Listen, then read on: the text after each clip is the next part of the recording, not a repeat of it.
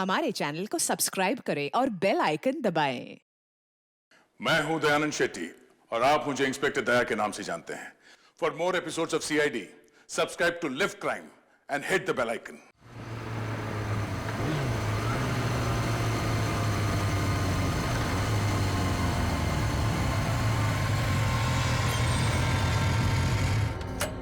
यार शुभम जल्दी कर, कहीं इसको कुछ हो ना गया हो। हाँ यार। अलीना, अलीना, एलिना, एलिना, कहाँ हो तुम? एलिना,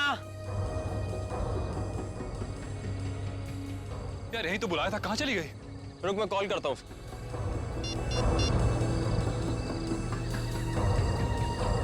अलीना, क्या हुआ? लग नहीं रहा यार। अरे यार,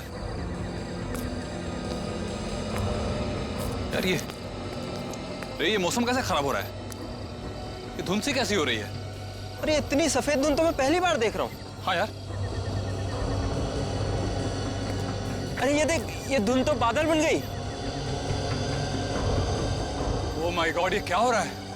इंसान प्रकृति के साथ खिलवाड़ करता है ना, पेड़ काटता है, इसलिए हो रहा है ये सब। इससे पहले कि मौसम और खराब हो जाए, अलीना को लेकर निकलते हैं। हाँ। अलीना, अलीना, एलिना, पानी? लग रहा है बारिश होने वाली है। शुभम, शुभम मेरा गाल जल रहा है।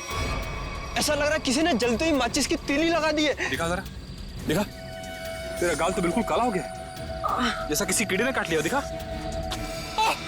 मेरा भी जल रहा है।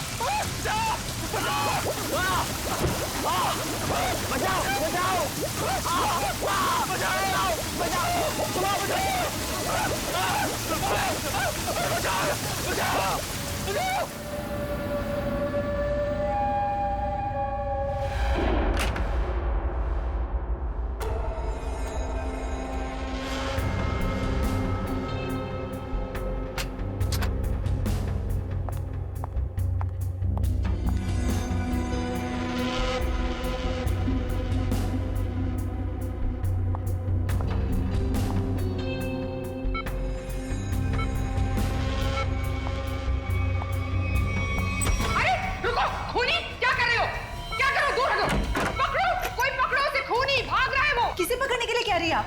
अरे वो भाग जाएगा, जल्दी वो भाग जाएगा। काले कपड़े पहने, पकड़ो उसे, भागो। हेलो सिक्योरिटी, बाहर कोई काले कपड़े में भागा है, पकड़ो उसे अभी जल्दी। अरे कैसा अस्पताल है, कैसी सिक्योरिटी है? अगर मैं वक्त पे नहीं आती तो वो शुभम का क्या होता? मैम आप हैं कौन? हम कब से इसके रिश्तेदार को ढूंढने की कोशिश कर रहे हैं, लेकिन कोई कांटेक्ट में अब तक तो आया नहीं। मेरा नाम रजनी है, शुभम मेरा बेटा है। मैं अभी अमेरिका से आई हूँ इसे अपने साथ ले जाने के लिए। हाँ बोलो। सर वो काले कपड़ों वाला आदमी यहाँ से भाग गया। आ गया? पर तुम काम पे किस लिए हो? सर हम उसके पीछे दौड़े। तो बैठो तुम। भाग गया? कैसी सिक्योरिटी है इस हॉस्पिटल की? मैं अपने बेटे को ऐसे सिक्योरिटी वाले अस्पताल में बिल्कुल नहीं रहने दूंगी। मैं उसको यहाँ से ले जाऊंगी। देखिए मैम, अब जो हो गया उसके लिए हम माफी चाहते हैं, पर आप इन्हें इस हालात में यहाँ से नहीं ले जा सकती। मैं क्या कर सकती हूँ और क्या नहीं, ये आप मुझे नहीं बताएंगे। और हाँ, अगर आप उस आदमी को नहीं पकड़ते हैं तो मैं पुलिस में आपके अस्पताल के खिलाफ रिपोर्ट लिखाऊंगी।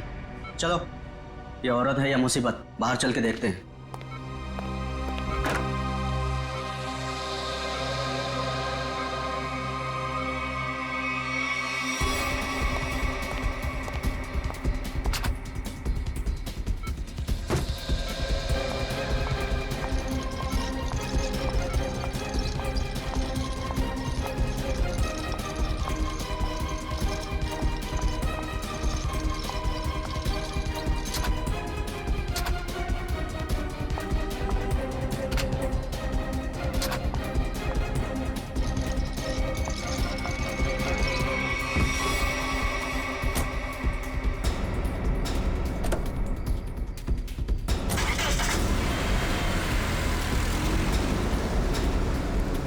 रजनी जी रुकिए, रुकिए रजनी जी।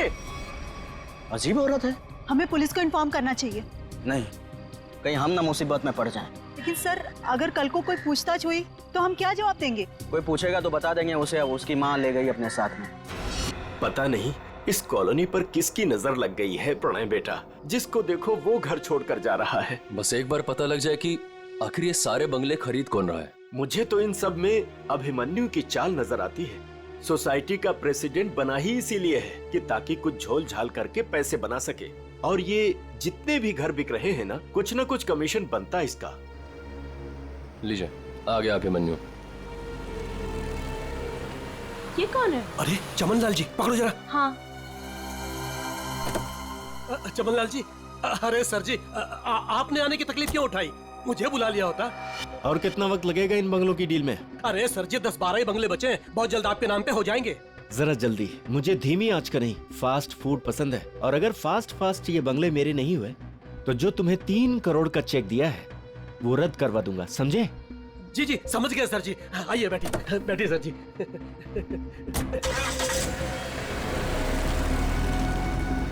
अरे चलो जल्दी। कौन था ये अभिमन्यु? क्या खिचड़ी पक रही है अभिमन्यु? ये बिल्डर चमन लाल है ना? अरे चमन लाल हो या छगन लाल, आप लोगों को क्या लेने देना है?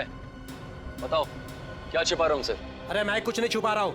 और हाँ, ये बिल्डर चमन लाल जी है जो इस कॉलोनी के घर खरीद रहे हैं। और हाँ, जो भी घर बेच रहा है ना अपनी मर्जी से बेच रहा है, किसी पर कोई दबाव नहीं है। और अगर आप लोगों को यकीन नहीं है तो आज रात की डिनर पार्टी पे आ जाइएगा जो मैंने नए घर खरीदने वालों के लिए रखी है। आप लोग भी इनवाइटेड हैं पूरे परिवार के साथ। चलता हूँ अब, चलो। अरे चलो अब। समझ में आया?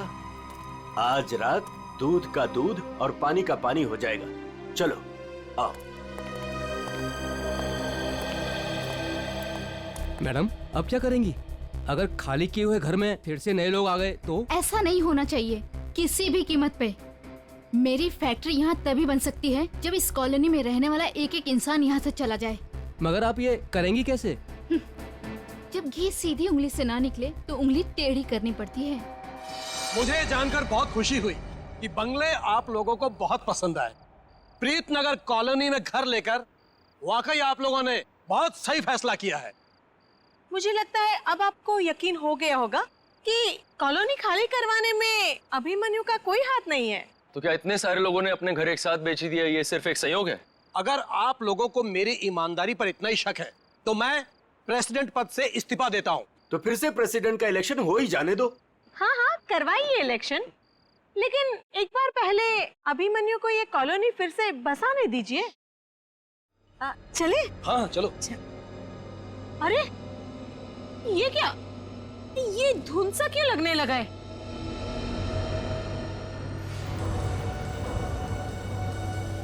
ये तो पहली बार हो रहा है। अरे ये तो बादल है। ये सफेद बादल का रंग तो एकदम बर्फ जैसा है। हाँ लगता है बहुत जोरों की बारिश होने वाली है।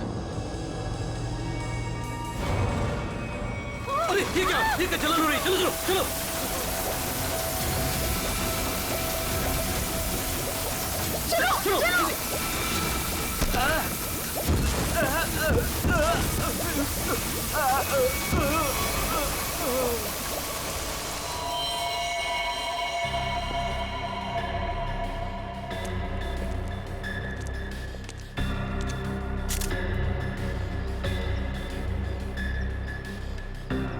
आग बरस रही थी ऑफिसर।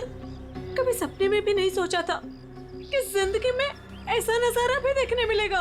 बादल फटा, अंगारे बरसे। मतलब बारिश की बूंदे आग की चिंगारी जैसी थी। उससे भी ज्यादा खतरनाक सर, मुझे तो लग रहा था कि वो बूंदे मेरी हड्डियां गला देंगी। सर मुझे तो हर वक्त डर लगा रहता है कि कहीं अग्नि वर्षा फिर से न शुरू हो जाए। अच्छा आप एक बार फिर से याद करके बताइए कि कल रात को क्या हुआ और कितने बजे हुआ इसे? रात के 10 बजे अचानक धुंध सा छाने लगा और सफेद बादल छा गए थे। पर सर मौसम विभाग ने कहा था कि कल रात आसमान बिल्कुल साफ था। तो आपको क्या लगता है कि हम लोग झूठ बोल रहे हैं? हम सिर्फ ये समझने की कोशिश कर रहे हैं कि ये बारिश प्राकृतिक रूप से हुई है या किसी ने जानबूझकर की है आप लोगों को नुकसान पहुंचाने के इरादे से। लेकिन सर आखिर कोई हमें कोई नुकसान क्यों पहुंचाना चाहेगा? वो भी पता चल जाएगा सर। हाँ ये क्या है? अगर यहाँ पे बारिश हुई है तो आसपास के इलाकों में बारिश होनी चाहिए थी, लेकिन प्रीतनगर को छोड़ के आसपास इस तरह की बारिश की बूंद तक नहीं गिरी है। मतलब बारिश कराई गई है? हाँ सर।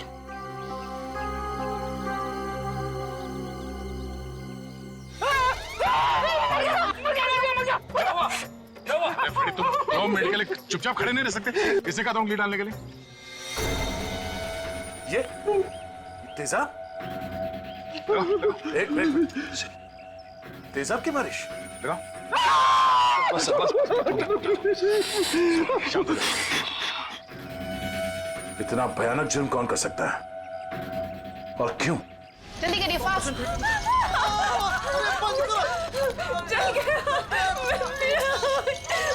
मुझे बहुत दर्द हो रही है, डॉक्टर को बोलो ना। माय गॉड, ये लोग भी ठीक वैसे ही जले हैं जैसे वो लड़का शुभम जला था। ऐसा लग रहा है मानो किसी ने सिगरेट से जलाया हो या फिर गरम गरम तेल के छींटे मारे हो। अब पानी सर से ऊपर जा चुका है। निशा, लगता है हमें पुलिस को सब कुछ बता देना चाहिए। आखिर इतने लोगों का सवाल है, पुलिस या सीआईडी को इन्फॉर्म करना ही चाहिए।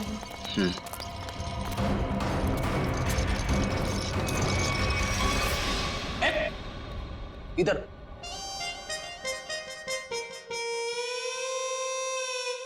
सर एक बात बताइए ना प्लीज, ये हम लोग ब्यूरो के अंदर ये छाता, टोपी, रेनकोट ये सब पहन के क्यों बैठे?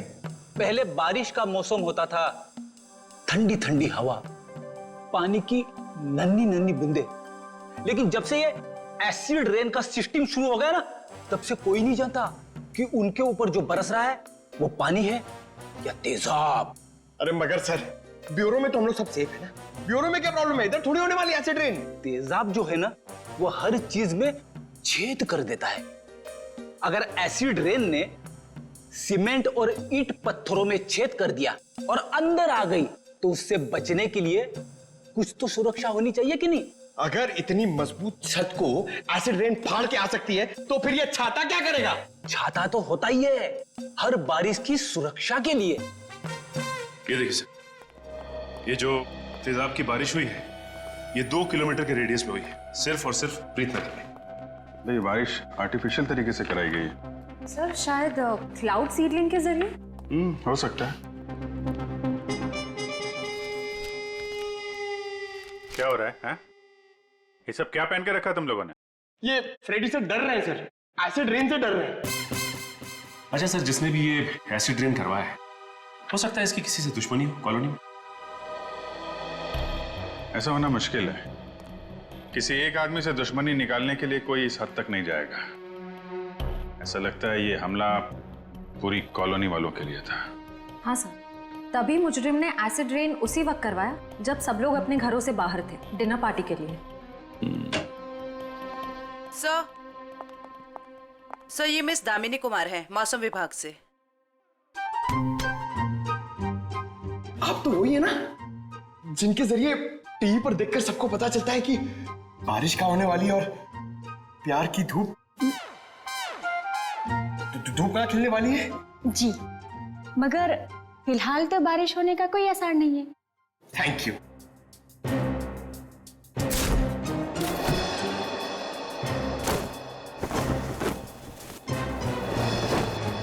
बोला था ना फ्रेडी सर, ये सब की जरूरत नहीं है, मगर आप सुनते कहाँ हैं? हो गया। दामिनी जी, आप ये बताइए, जो रिपोर्ट हमने मौसम विभाग को भेजी थी, वो आपने पढ़ी? परसों रात ऐसे कोई बादल नहीं बने थे आकाश में जिससे तेजाब वाली बारिश हो, और ना ही हवा में ऐसे कोई पोल्यूटेंट्स पाए गए। मतलब ये एसिड वाली रेन आर्टिफिशियल थी? लगता तो ऐसे ही है। अरे, फॉरेंसिक लैब ही है या किसी गलत जगह पे आ गए हम लोग? सर, फॉरेंसिक का माहौल देख के लगता है कि हम लोग कुल्लू मनाली पहुंच गए सर। बहुत बढ़िया, बहुत अच्छे हैं। मेरे गोवा के प्लान को गोवा के समुद्र में डुबो करके तुम्हें कुल्लू मनाली याद आ रहा है? अरे डॉक्टर साहब, आप अभी भी गोवा की बात को लेकर रो रहे हैं?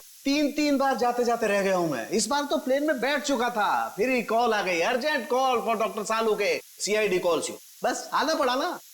अब सीआईडी की ड्यूटी ऐसी है, कभी भी बुलावा आ जाता है। हाँ, तभी तो आपने लैब में ही छुट्टी का माहौल तैयार कर लिया। गोवा ना सही, कुल्लू मनाली ही सही। ए बस, मैं यहाँ पर बिना तेजाब के बादलों का निर्माण कर रहा हूँ। लाश पर जो केमिकल मिले उन्हें रिवर्स प्रोसेस में डाल करके। रिवर्स करके मतलब? रिवर्स का मतलब जैसे गाड़ी में रिवर्स गियर नहीं होता, रिवर्स लगाओ गाड़ी पीछे जाती है, ऐसे ही साइंस में भी रिवर्स प्रोसेस हो रहा है। डॉक्टर साहब, आपके इस केमिकल रिवर्स प्रोसेस से आप किस नतीजे पे पहुंचे हैं? दया, बादलों का रंग और लगातार 15 मिनट तक बारिश का होते रहना ये बताता है कि ये बादल 2 से 5 किलोमीटर की दूरी पर ही बनाए गए, इससे ज्यादा दूरी पर नहीं। एक मिनट डॉक्टर साहब, आप इतने यकीन के साथ कैसे कह सकते हैं कि ये बादल 2 से 5 किलोमीटर के दायरे से ही आए? मरने वाले की चमड़ी पर ये 2 अलग अलग किस्म के अंश मिले हैं।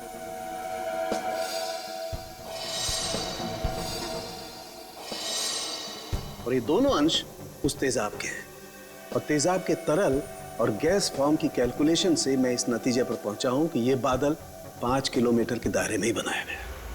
लेकिन डॉक्टर साहब, एक बात समझ में नहीं आ रही कि इन बनावटी बादलों से, नकली बादलों से बारिश कैसे करवाई गई? एक किस्म के केमिकल से जो ट्रिगर का काम करता है। और सबसे दिलचस्प बात यह है कि पहले कुछ भी नजर नहीं आता है, ना कोई केमिकल ना कोई गैस, और फिर अचानक बड़े बड़े बादल नजर आते हैं। और जब ये बादल हवा में मौजूद ऑक्सीजन से कांटेक्ट करते हैं तो तेज बारिश होती है, मूसलाधार बारिश। और डॉक्टर साहब, जो केमिकल इस्तेमाल हुआ है इस जुर्म में, वो किस तरह का है? एक किस्म का केमिकल वेस्ट है, बहुत ही खतरनाक केमिकल वेस्ट, जिससे 2 अलग अलग किस्म की चीजें बनाई जाती, एक पटाखे और दूसरे कॉस्मेटिक्स। केमिकल वेस्ट यानी कि फैक्ट्रीज। पता करना होगा कि प्रीतनगर के आसपास 5 किलोमीटर के दायरे में कौन कौन से केमिकल फैक्ट्रीज हैं।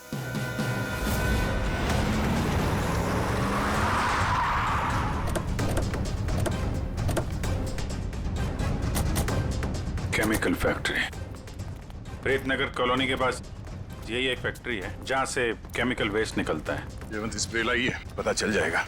अरे वो साहब रुकिए, अरे कहाँ चले जा रहे हैं आप लोग अंदर? अरे प्राइवेट प्रॉपर्टी है, दिखता नहीं क्या आपको? ये दिखता है। सीआईडी? हाँ सीआईडी। असली है? क्यों, तो ये नकली आईडी दिखा के भी आया क्या सीआईडी वाला यहाँ? दरअसल मुझे यकीन नहीं हो रहा है कि सीआईडी वाले का यहाँ क्या काम।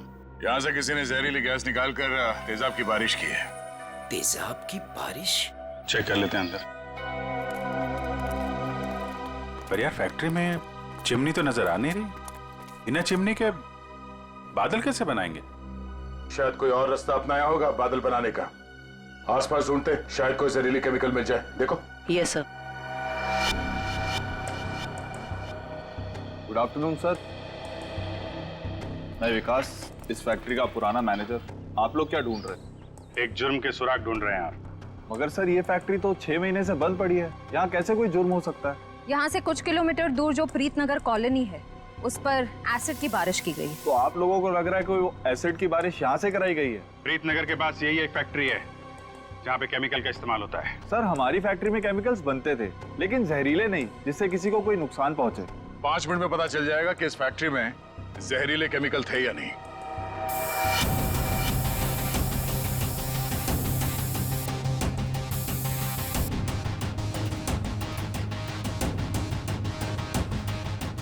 बंद क्यों पड़ी है ये फैक्ट्री 6 महीने से? सर मालिक लोगों ने पैसे बचाने के चक्कर में कुछ सस्ते केमिकल्स का इस्तेमाल किया था।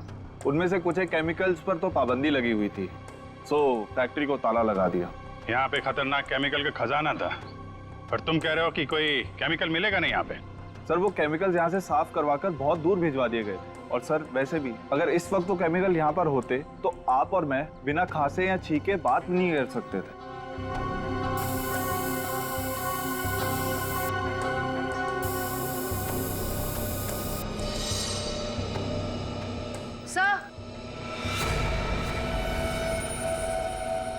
सर यहाँ कुछ केमिकल्स के ट्रेसेस मिले हैं।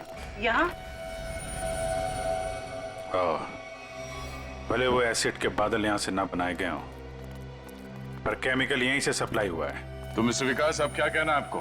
कहीं प्रीतनगर हटा के आप ये फैक्ट्री दोबारा शुरू करना तो नहीं चाहते हैं? सर मुझे इस बारे में कुछ नहीं पता, सच्ची नहीं पता। नहीं सर, सच्ची। क्या नाम है आपका? जी मंगत लाल, वैसे प्यार से मुझे मंगू भी बुलाते हैं। मंगू जी, अभी हम लोग भी प्यार से ही पूछ रहे हैं आपसे, ये केमिकल यहाँ पे कौन लेके आया? कोई नहीं आया था साहब। देख मंगू, झूठ मत बोल, नहीं तो आज के बाद खाना खाने के लिए तुझे नकली दांत का इस्तेमाल करना पड़ेगा। साहब मैं बिल्कुल सच कह रहा हूँ, मुझे वाकई नहीं पता। चाबी तुम्हारे पास रहती है ना? एक चाबी मेरे पास है और एक चाबी इस फैक्ट्री के मालिक झूमर लाल जी के पास है। झूमर लाल, एड्रेस दो उनका जरा। जी जी। हेलो, हाँ कौन? डॉक्टर प्रकाश जी, कहिए। डॉक्टर प्रकाश। सर यहाँ से सीधे जाके room number 6। Thank you. Welcome.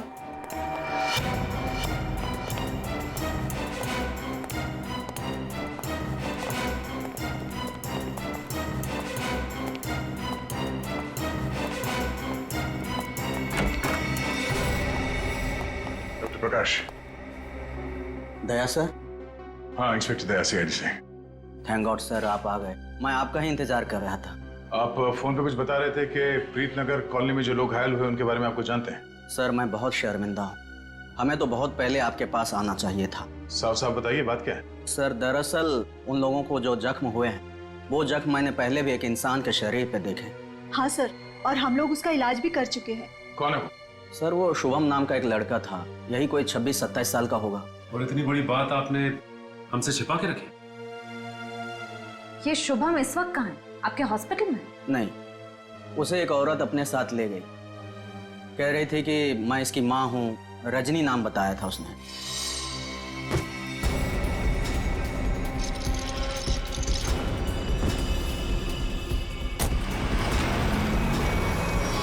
बिना पेपर वर्क के एक औरत यहाँ से उसे जबरदस्ती ले गई और आप लोगों ने ये बात पुलिस में बताना जरूरी नहीं समझा? सर मैं डर गया था, मेरी नौकरी भी चली जाती और अस्पताल का नाम भी बदनाम हो जाता। एक डॉक्टर होकर ऐसे गैर जिम्मेदाराना रवैया, शर्म आनी चाहिए आपको। अच्छा, इस रजनी और ये शुभम, इनकी कोई फोटो है आपके पास? हाँ सर, वो सीसीटीवी कैमरे में है। निशा, सर को निकाल के दे दो फोटो। जी अभी लाई।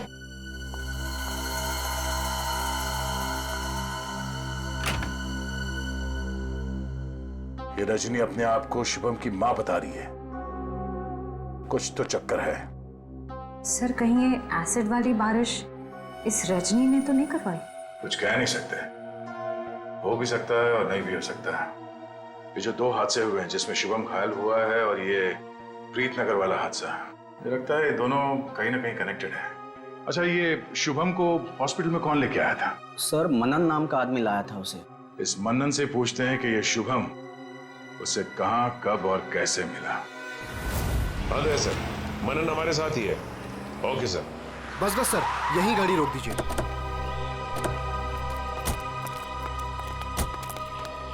यही वो जगह है, बिल्कुल यही वो जगह सर जहां शुभम मुझे घायल हालत में मिला था। अच्छा,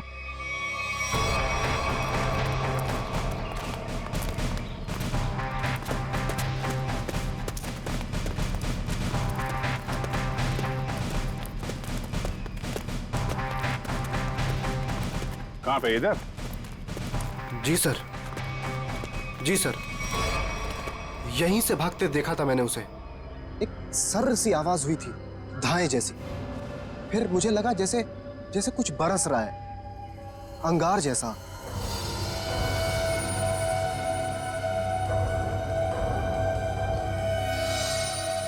लेकिन फिर उसके बाद सब गायब हो गया था और शुभम मुझे उसी हालत में गिरा हुआ मिला सर। इतना तो तय है कि तेजाब की अच्छी खासी बारिश हुई है यहाँ पे। आसपास देखो, कुछ मिलता है क्या?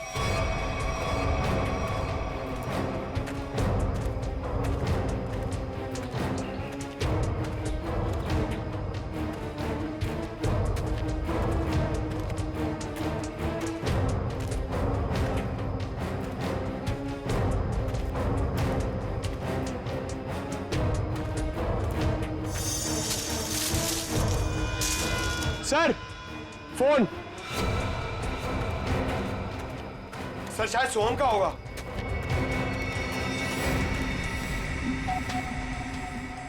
टूटा हुआ है? ऑन होता है क्या? नहीं सर, बैटरी गई शायद। ओह ठीक है, रख लो। ऑन होगा तो काफी कुछ काम आएगा।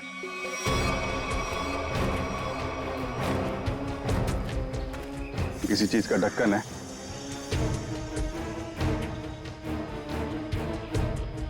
कैप में तो कुछ लगा हुआ है। जरा वो स्प्रे लेके आओ। Yes sir. लगता है फिर से तेजाब का खतरा है।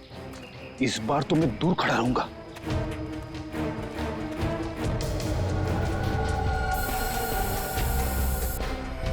अंदाजा सही निकला, तेजाब इसी में लेके आया गया था।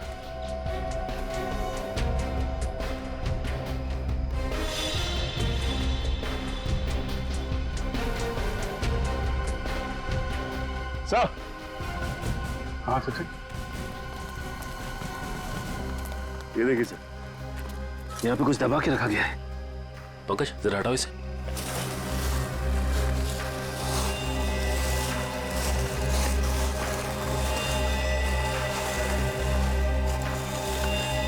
माय गॉड, सर ये तो पूरी तरह से जली हुई लाश।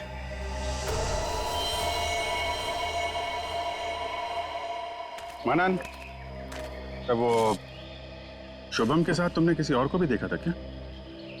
नहीं सर, मैंने तो नहीं देखा था। इतनी बेरहम मौत? हाँ सर, कोई किसी को इतनी बेरहमी से क्यों मारेगा? किसी को मारने के तो कितने तरीके होते हैं, ये तरीका क्यों इस्तेमाल किया?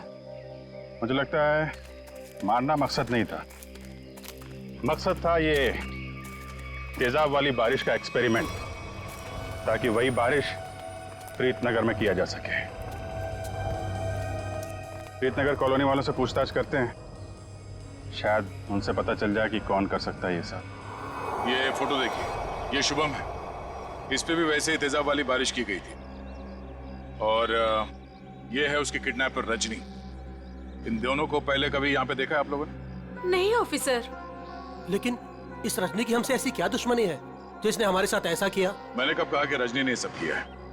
वैसे भी किसी के साथ दुश्मनी हो तो 2-4 लोगों के साथ हो सकती है, पूरे कॉलोनी वालों के साथ नहीं। ये हमला किसी मकसद से किया गया है, शायद इस कॉलोनी को खाली कराने के मकसद से।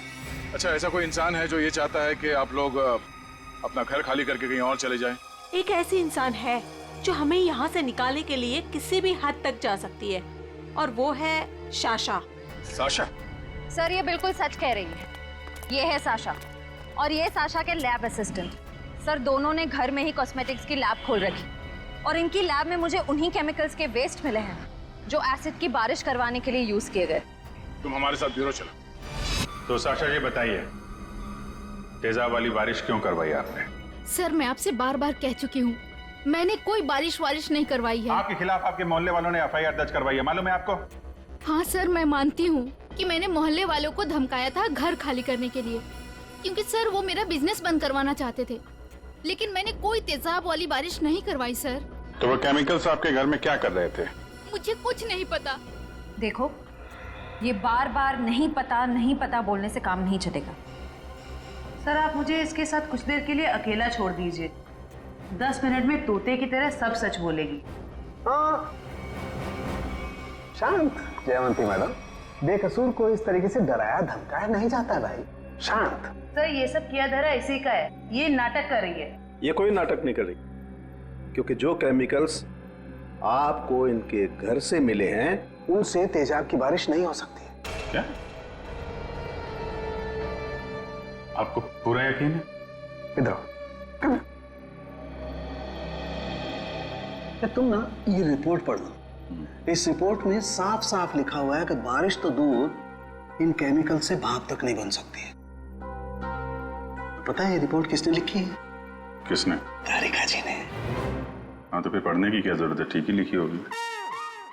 मतलब सालों के साथ मैं बेवजह खुश हो रहा था कि केस खत्म और पैसा हजम, अब तो नए सिरे से खूनी को ढूंढना पड़ेगा। शायद वो नया सिरा इतना दूर नहीं है फ्रेडी, इतना तो तय है कि उस केमिकल से तेजाब की बारिश नहीं हो सकती, और वो केमिकल मिला है साशा जी आपके घर पे। आपको कुछ याद आ रहा है, कोई ऐसा आदमी आया हो हाल फिलहाल में जो ऐसा केमिकल आपके यहाँ रख सकता हो? अरे हाँ सर, मेरे तो दिमाग से ही निकल गया था। सर जो कार्टन्स आपको अभी मिले हैं वो कुछ दिन पहले डिलीवरी बॉयज रख के गए थे। और ये कौन थे डिलीवरी बॉय? पता नहीं सर, पहले तो मुझे लगा कि मेरे सप्लायर ने उनको भेजा है रॉ मटेरियल के साथ, लेकिन बाद में जब माल कुछ गलत लगा मुझे, तो फिर मैंने अपने सप्लायर से इस बारे में शिकायत भी की थी। फिर सप्लायर ने मुझे बताया कि उसने कोई डिलीवरी बॉयज को नहीं भेजा है। सर इतने सारे कार्टन्स के साथ मैं इन्हें कहाँ फेंकती? तो इसलिए मैंने इन्हें यहीं पड़े रहने दिया। और ये बात तुमने अब तक नहीं बताई हमें? सर, आप सीआईडी वालों से मैं इतना डर गई थी, इतना टेंशन में आ गई थी कि मैं सब कुछ भूल गई। अच्छा, वो कितने कितने डिलीवरी बॉयज थे? सर 2 थे। उनके चेहरे याद हैं आपको? हाँ, कुछ कुछ। गुड। जयवंती, स्केच आर्टिस्ट को बुलवा लो और वो उनके स्केच बनवाओ। जी सर। हाँ देव, शुभम का एड्रेस मिल गया? ठीक है, तो फिर देख लो वहां पे क्या पता चलता है। सर, सालुके सर की मदद से हमें पता चला है कि वो जली हुई लाश रे की थी। ये शुभम और रे दोनों शायद यहीं रहते हैं।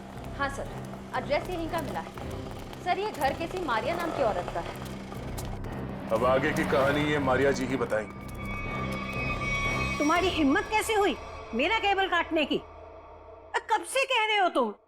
मैकेनिक आ रहा है, मैकेनिक आ रहा है। कोई मैकेनिक नहीं आ रहा है, अभी तक नहीं आया है। देखो तुम जल्दी करो वरना ठीक नहीं होगा, समझे तुम? तुमने ये 4 लोगों को क्यों भेज दिया और एक लड़की भी उनके साथ में? देखिए मैडम, आपको कुछ गलतफहमी हो रही है। हम लोग सीआईडी से। सीआईडी से? देखा, वो अभी तक नहीं आया है। तुम जल्दी भेजो, नहीं तो मैं सारे मोहल्ले का कनेक्शन कटवा के रख दूंगी। क्या बात है आंटी जी, आपका केबल कट गया तो इतना गुस्सा आ रहा है? आप टीवी बहुत देखती है ना? जब तुम बूढ़े होगे ना तब तुम समझोगे कि अकेलापन क्या होता है। और जब कोई बात करने वाला नहीं होता है ना तो इस टीवी से ही बात करते हैं लोग। वैसे माँ जी, हम शुभम और रे के बारे में कुछ बात करने आए हैं। उनका कुछ पता चला?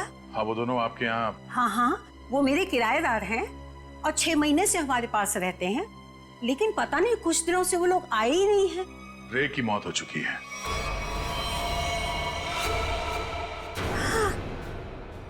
क्या? कैसे?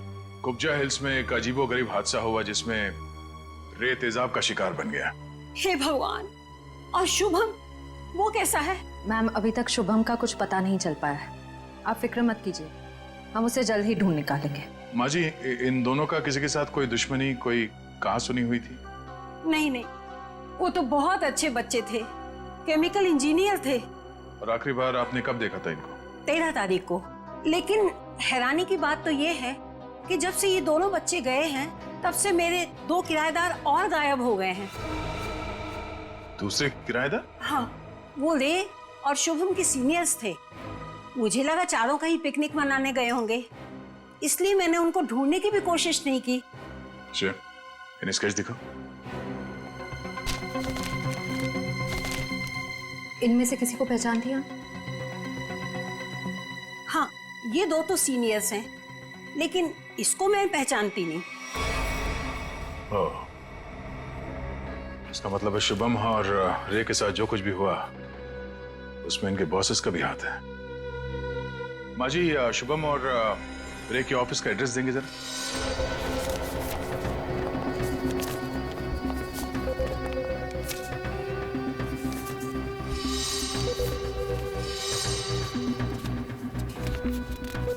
सर, वो सिक्योरिटी गार्ड ने तो कहा था कि यहाँ पे कोई भी केमिकल यूनिट नहीं है। वो मारिया जी ने कहीं गलत एड्रेस तो नहीं दे दिया? पता चल जाएगा। श्रेया, वो केमिकल डिटेक्टर लाई हो ना? हाँ सर। Excuse me. ये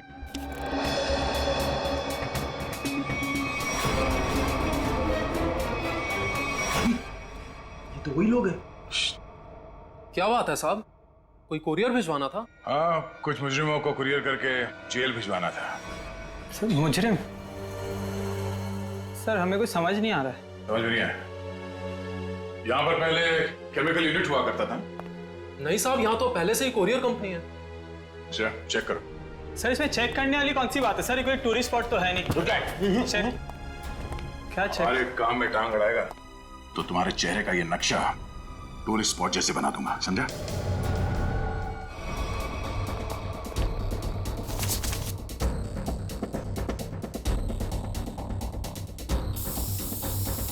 श्रेया मैम, एसिड के ट्रेसेस हैं इसमें।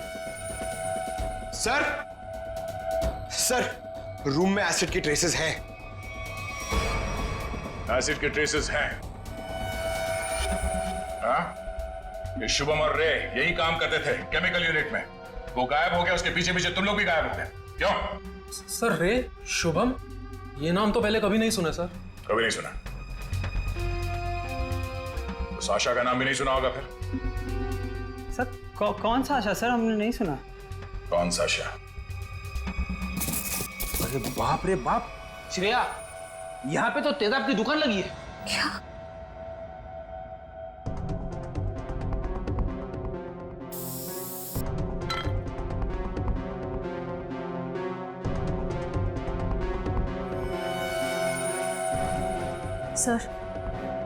सर वो प्रीत नगर कॉलोनी वाला एसिड मिल गया। सर को बताते। सर अंदर वही तेजाब मिला है जो प्रीत नगर कॉलोनी पे बरसाया गया था। तुम लोग इस एसिड का आखिरी लॉट कहीं कुरियर कर रहे थे? लगता है यहाँ की पूरी सफाई होने से पहले हम लोग यहाँ पे आ गए। चलो कोई बात नहीं, इन चारों को खड़ा करते हैं और एसिड रेन इनके ऊपर बरसाते हैं, वो भी बिना छतरी के। सर नहीं, चलो माफ कर दीजिए सर, माफ कर दीजिए सर, नहीं करें। साहब हमने तो बस वही किया जो हमसे कहा गया। किसके कहने पे किया तुम लोगों ने? सर रजनी जी के कहने पे किया सर सब कुछ। रजनी? वो नकली माँ? कौशुभम? सर वो तो उनका इलाज करवा रही हैं सर। ऐसा क्या लगाव है कि उसका इलाज हो रहा है? साहब वो तो रजनी जी जानती होंगी। कहाँ है तुम्हारी ये रजनी जी? सर हमें कुछ नहीं पता सर, ना उनका एड्रेस ना फोन नंबर। सर वो खुद ही कांटेक्ट करती थी जब भी हमारी जरूरत पड़ती। सर हमें कुछ नहीं पता साहब। शुभम का इलाज किसी क्लिनिक या हॉस्पिटल में चल रहा होगा। आसपास के सभी हॉस्पिटल में पता करते हैं। डॉक्टर साहब एक बार फिर से ये फोटो देख लीजिए, कोई गलतफहमी तो नहीं हो रही है ना? नहीं सर, कोई गलतफहमी नहीं हो रही, यही लड़का था और इसके पूरे शरीर पे तेजाब वाले जख्म भी थे। और औरत भी यही थी? 100%। पर सर ना जाने क्यों इसको यहाँ एडमिट कराने नहीं जा रही थी। जो इलाज हॉस्पिटल में हो सकता है वो घर पे नहीं हो सकता ना। वाह डॉक्टर साहब वाह, लाख पते की बात कही है आपने। डॉक्टर साहब आप कब जा रहे हैं इनके घर पे इलाज के लिए? मैं नहीं जाने वाला हूँ, आज ये लोग यहाँ हॉस्पिटल में आने वाले हैं। तो चलो उनके स्वागत की तैयारियां करते हैं। Thank you.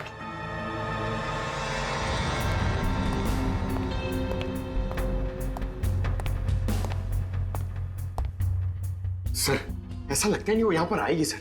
जो भी इलाज होगा ना वो घर पे ही करा लेगी।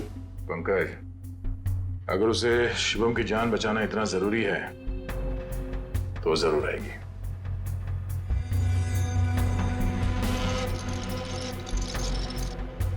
सर लगता है खिचड़ी पक गई।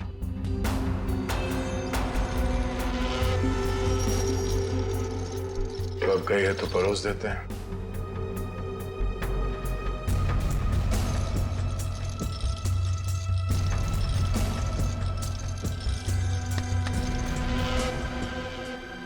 जी आप डॉक्टर साहब से मिलने जा रही हैं रजनी जी?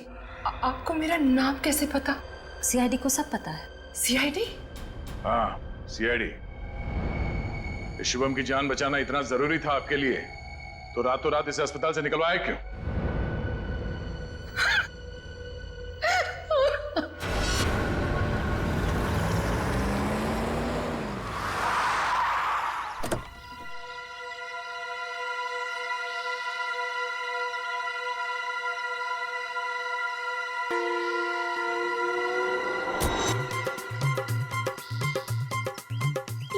चमनलाल तो नहीं है, आप किसे उठा के लेके आए? अरे मुझे क्या पता कौन है। कॉलोनी को जरा जी भर के देखना है। मेरे जिगर का टुकड़ा, हीरे मोती सा मुखड़ा है इस कॉलोनी का। बड़ा प्यार आ रहा है आपको कॉलोनी पे। आप कौन है और बंगले खरीदने आए हैं? अब बंगले नहीं, पूरी कॉलोनी खरीदने आया हूँ। दाबली जी नाम है मेरा, बिल्डर दाबली। ये लो जी मेरा कार्ड पकड़ो। बढ़िया है ना? आपका दिमाग तो ठीक है? हाँ जी। देखिए यहाँ कुछ बिकाऊ नहीं है। अरे बिक चुका है बेटे लाल, बिक चुका है। ये सारी जमीन सरकार से मैंने खरीद ली। आप लोग जो हो ना इसमें गैर कानूनी ढंग से रह रहे हो, मैं निकाल के बाहर कर दूंगा। अरे हमने बाकायदा पैसा देकर खरीदा है घर। आप होते कौन है पैसा निकालने वाले? कल सुबह 11 बजे बुलडोजर आ जाएगा आपके घोंसले गिराने। मिलता हूँ। सुखिए सुखिए। दाबली जी देखो बहुत महंगा पड़ेगा तुम्हें सब। बेटे लाल, दाबली जी जब सौदा करता है ना तो सस्ते महंगे की परवाह नहीं करता। कल मिलेंगे बुलडोजर के साथ। Bye bye tata bye bye. चलो नहीं चलो।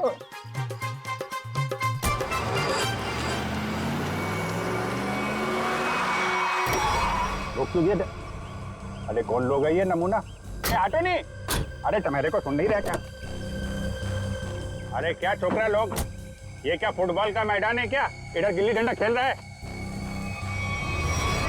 अरे बाप रे गन निकालता है, डाकू है तुम? अरे बाप रे, अरे गाड़ी निकालो नहीं। अरे साईं, अरे किधर जा रहा है? अरे मैं तेरा 1 महीने का तनख्वाह काट देगा। अरे छोड़ के मत जाओ नहीं। ए बिल्डर, बहुत शौक है ना तुझे यहाँ पे नई कॉलोनी बनाने का? चल अभी मैं तुझे अपनी कॉलोनी घुमाता हूँ। देखो देखो, मैं भी बहुत खतरनाक आदमी है। तुम एसीपी प्रद्युमन का नाम सुना है? दया का नाम सुना है? अभिजीत का नाम सुना है? हाँ मालूम है, ये सीआईडी वाले हैं। तो क्या हुआ? ओ पर्सनल जान पहचान है उनसे मिला। हम तुम लोग को अंडर करवा देगा, समझा तुम? और डाबली बाबू, ये सीआईडी वालों की धमकी किसी और को देना। फिलहाल तुम चलो हमारे साथ, लॉन्ग ड्राइव पे चलते हैं। हाँ लॉन्ग ड्राइव पे चलो। अरे देखो, अरे देखो, डालो इसे अंदर। अरे देखो, अरे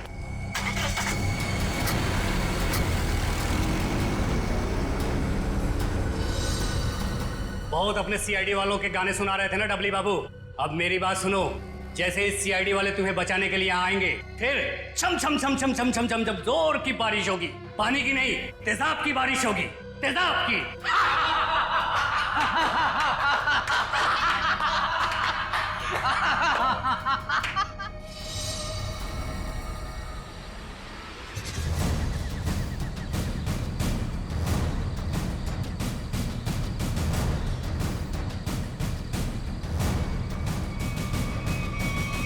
देखो, चुपचाप तुम सब बाहर आ जाओ। हम जानते हैं दाबली तुम्हारे साथ है।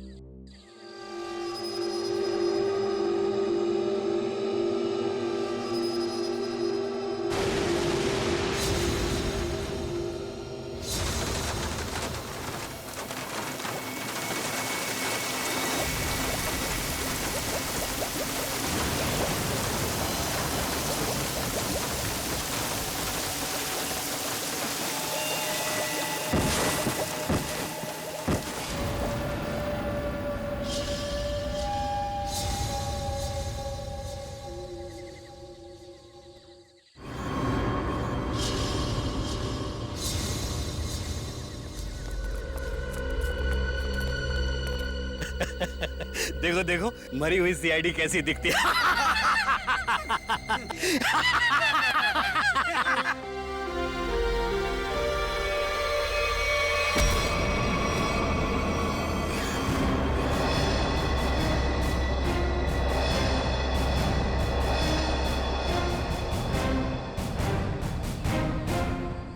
सीआईडी को मारने चले थे, हाँ? हलवा है क्या? तुम्हारे इस तेजाब वाली बारिश से निपटने के लिए पूरी तैयारी के साथ आए थे हम।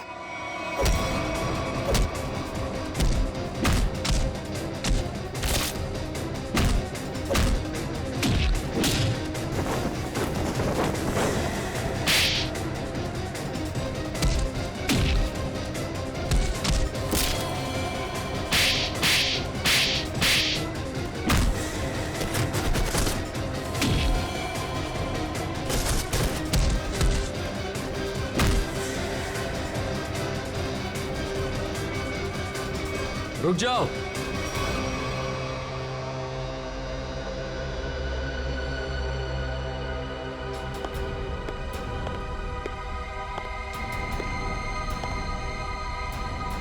अगर तुम सीआईडी वालों ने मुझे एक खरोंच भी पहुंचाई ना। इन्हें तो पहचानते हो ना तुम? बेटा हथियार डाल दो बेटा, सीआईडी को सब पता चल चुका है।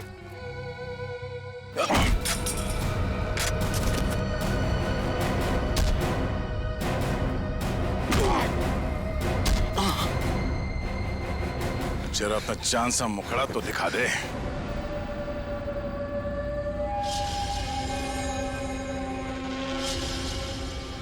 प्रणय,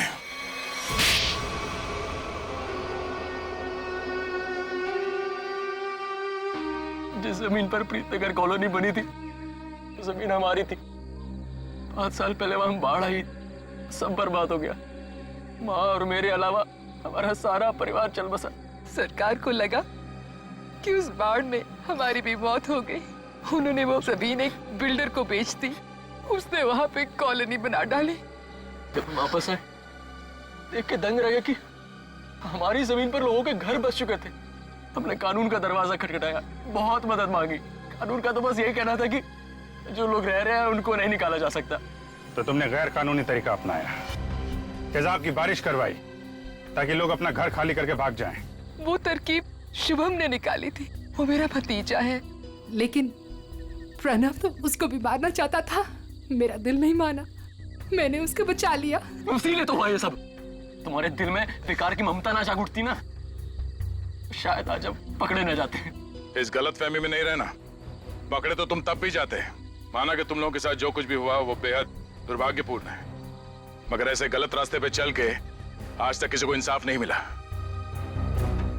अपना घर वापस पाने के लिए न जाने कितने लोगों को मौत के घाट उतार दिया तुमने। इसकी एक ही सजा है, फांसी। For more updates, subscribe to our channel, click the show links and enjoy watching the videos.